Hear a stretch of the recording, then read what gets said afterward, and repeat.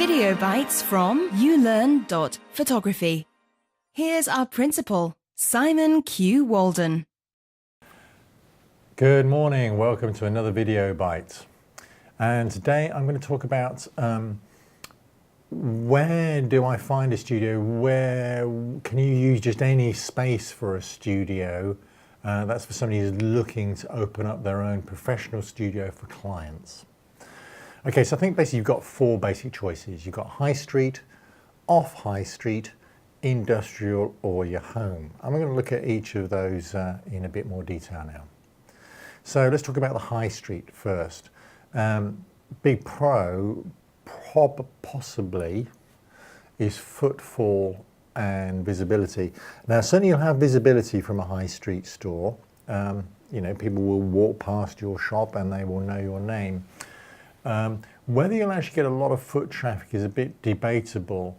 I know from others who have had high street stores that actually the foot traffic is not as great as you might think it would be.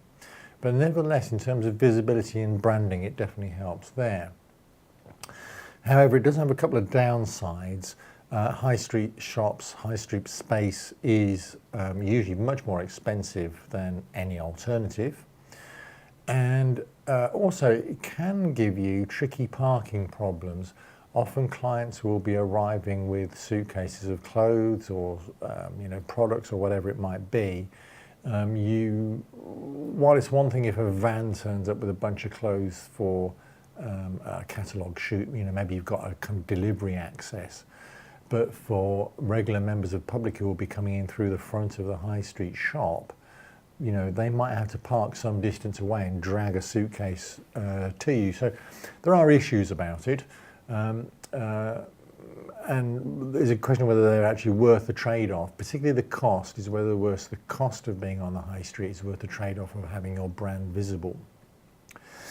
Your next choice would be to go off high street.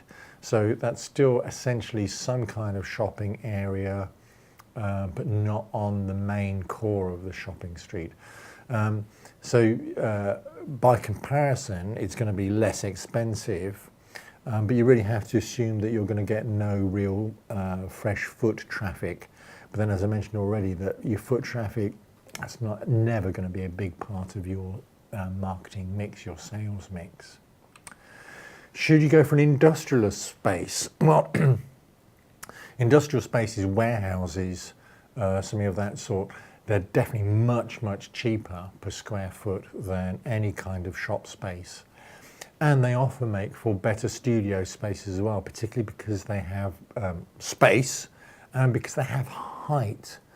Lots of shop spaces don't have the height that you want in a studio. You need a good sort of 12-foot ceilings at least for a studio space to work properly. And often with an industrial space, the parking is, you know, it's easy parking. There's usually no problem parking right outside the door.